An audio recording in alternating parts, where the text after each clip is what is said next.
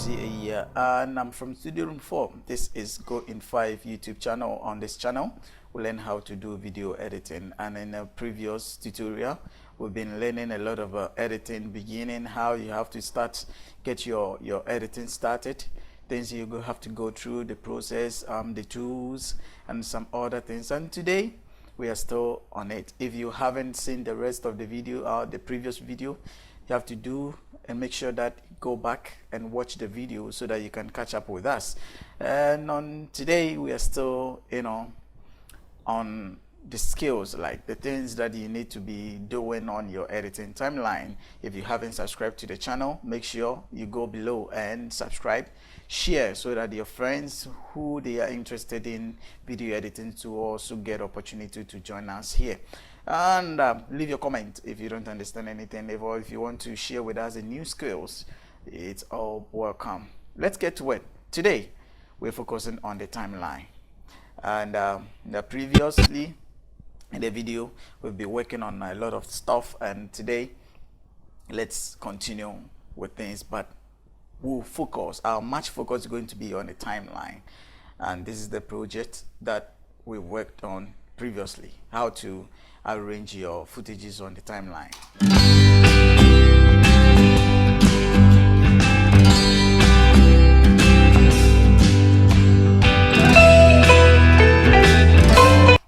Okay, so this is the project that we have arranged so far, and it's only 10 how many seconds? 21 seconds, 20 frames. It's not up to 30 seconds, and we are using this file or this edit to deal with the timeline over here. When you look at the timeline, there are a lot of things displayed on it. You could see small items, and when you open the timeline in full frame like this, you see a lot of things here. Here we have the time, and we have the ruler, okay, which indicates the length of your project. You understand that? So as you can see, this red yellowish line over here indicates that your file, the length of your files if you arrange on the timeline, is from here to here. Okay, so when we get back to the previous layout, you could see the time over here. So the whole project that we are working on is only 21 seconds and some 20 frames. Okay, and this time over here to reach where the cursor goes. Okay, where the cursor lies. Okay, so let's say when we play, the location of this cursor indicates the time over here. Okay, so now when you see this, that small icon that seems like an eye, okay, on your timeline, it's only on the video track line. Okay, it's only on the video track line. And if you see this, it means what? You have to, it toggles the track output. Okay, and the toggle simply means it activates, okay, the video track. Okay, it activates the video track. So let's say we have a couple of files here that we trying to put it on our timeline. We put this line on this track, video track, on another timeline, and we can add a multiple video track as much as possible. Okay, and I'm going to show you the use of the toggle track output. Now when I click on this small thing that looks like an eye, okay, it's going to activate the audio track on each and every track on the timeline. Okay, so for instance, if I click on it like this, it's with a mark or the line striking through the eye simply means it's deactivated. Okay, so it's not being seen in the output here, but rather it's showing the second part of the track. Okay, like let's say I activate it back, and it's giving me, this is the video, okay, what is supposed to see. Now let me open it in full, and I told you that you can just double click at this empty space, and you see your project in full, so you can make sure or know it's right that it is that particular track that you're seeing it in your output, the program output, okay, or your program line panel.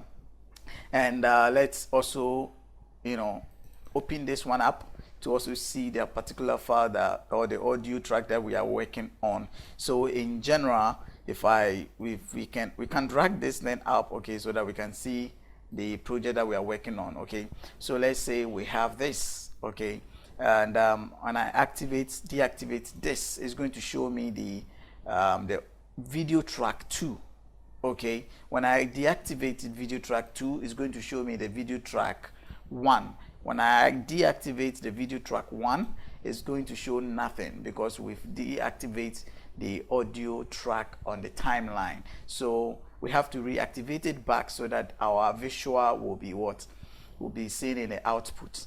Now, if you're working with Premiere Pro and mistakenly deactivate this particular audio tracks, and you're exporting, drawing the final exporting, it will never show in your final project. So make sure that whatever you're doing, you're just checking about these kind of things. It helps when you have a multiple and many video tracks on your timeline, and if you want to see what is below what is on the video track 1, this toggle track output helps you to activate each and every video track on the timeline to see your project you're working on. Okay, so that is it, the use of this toggle track output. That is the use. And on the timeline, we have the lock. Okay, this key, toggle track lock, okay, this key helps you to lock your audio or the video track on the timeline, so that if you have a long timeline of footages and you're working on, mistakenly when you're trying to be moving stuff, if you lock this track, it's going to help you not to move anything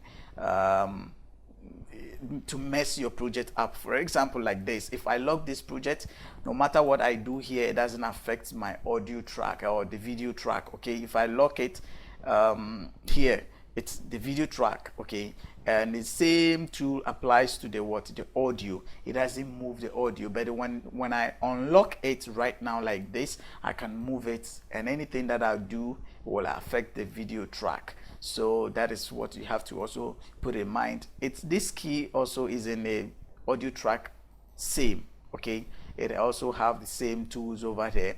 And the activating, okay, in the video track, that is the toggle track output, but when it comes to the audio line, we call it the mute. Okay, the mute track. When let's say when you're playing multiple audios on your timeline and you don't want a particular audio to be played, okay, you can just do what?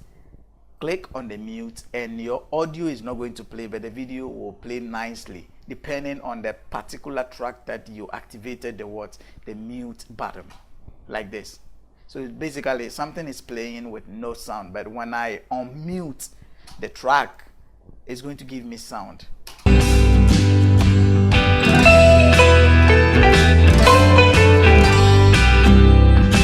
Okay, yes, and as well as on the timeline, we do have this button, which is the voice over record. Let's say you have a microphone and you don't have any other workstation you use to record your voiceover and other stuff. You want to use Premiere Pro. You don't want to disturb yourself, but you want to use Premiere Pro to record maybe a direct voiceover under a trailer or something that you're working on. This button is going to help you to record whatever you want to record. Example, like maybe I want to record something onto this track. So selecting the track that you want to record your audio on, you click on that particular track, and the voiceover, whatever you record, is going to be on it. So let's say I want to record my voice onto the audio track 1. So when I click on the button like this,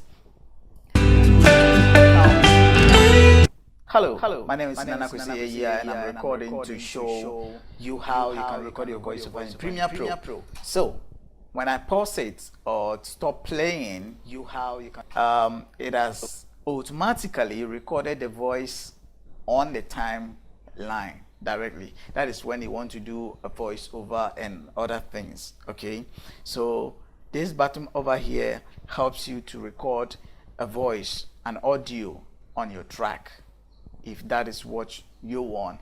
And some people also have separate applications that they use to do when it comes to voiceover and other stuff, for applications like Adobe auditions and other stuff. But basically for me, I use Cubase to treat my audios. Okay, I use Cubase. Cubase is an advanced workstation that have all of the things that I need to be treating my audios. So I use what do you call it, Cubase to record my voiceover and other things. But sometimes too I use Premiere Pro or Adobe Audition to record my voiceover and treat them. But if you want to use the Adobe Audition, Adobe Premiere Pro to do your voiceover and other things, this is the formula you have to. After you've connected your microphone and everything, you just have to click on the. You have to click on the record button, and it's going to count down in 3, 2, 1, and you just go, "Hi, my name is Nanakusi Eya, and I'm recording my voice." Boom, and it's on your timeline. Premiere Pro is amazing workstation to be using, and if you take time to practice, you're going to get good at it. So don't just give up. Today we are on the timeline, and this button over here, it also does a lot, and we'll focus on that. But there are particular things that I will show you that using it's going to be amazing, which is the magnet. Okay, the snap tool. I call it magnet. Okay, the snap tool. Let's say you're working on a timeline, and when you deactivate the magnet, you can be moving your things around, and when you want to place it exactly at the position that you want to, it won't. It can sometimes mess up the location where you want to snap your video track or your audio track. But when you activate the snap, it works as a magnet when you're tracking your audio or dragging your audio to another point where it's supposed to. It will tell you to give you this thing that there is a good place for you to release your audio or put your video track, and it works as magic. Okay, and here too it's called the add marker. Okay, previously in the videos I taught you how you can use this marker. We have it here, and at the same time it's here, and at the same time it's on the main timeline too, so don't worry about it. So that is the few things you need to know about on the timeline when you're working. Things that it will be really important, necessary for you to be using them. One is your audio record button, 2 is the mute button, and the third one is the toggle track output for the video tracks. And we have the snap, which is, I call it magnet, which helps you to correctly position your video tracks in the position that you want.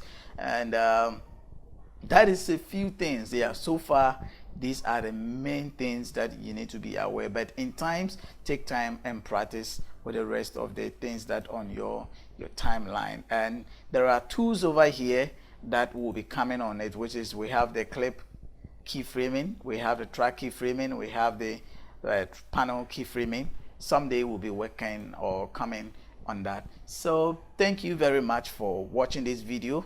I hope it was helpful to you, and take time to practice this over and over again, and you'll get good at it. My name is Nanakusi Eya, and this is Studio Room 4, and the channel you're on right now is going in 5.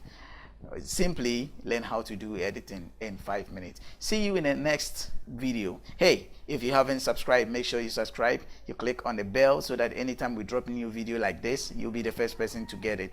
Thank you, and very much. And what should I say? We call it, and I'm out.